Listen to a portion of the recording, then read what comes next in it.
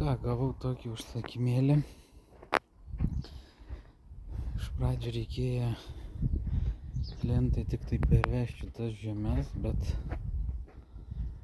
paskui žmogus paprašė,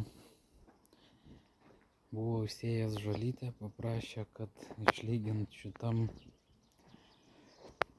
sklype tą juodžemį, nes visokių išspaudų, nelygumą. Tai turėjau laiką, suderėjom ir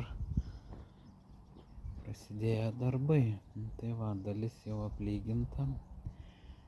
Kiek to juodžemio bus, žmogus sakė, man reikia tik tai išlygint. Ir biudžetas ribotas.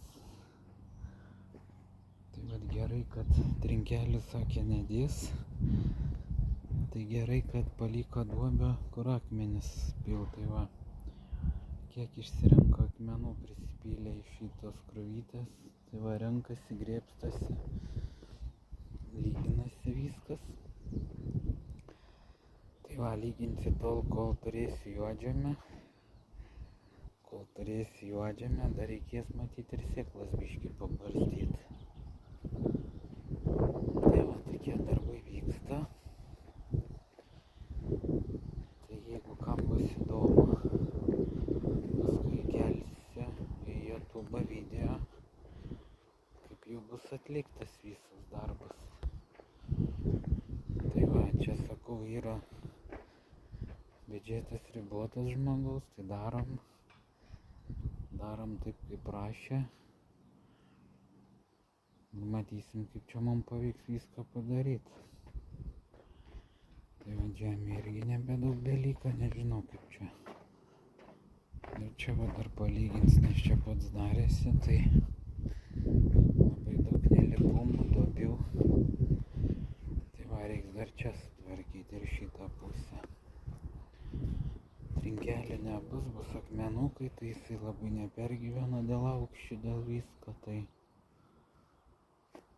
Tai va, bet svarbiausia, sakė, šita dalis ir ana dalis, tai čia va gal ir matosi, nežinau. Matos, nesimato, bet nėra labai lygu. Kalnai, kalniukai, mažiukai. Tai va, bandysiu daryti ir matysim, kas čia, kaip čia gausis. Visas procesas vyksta.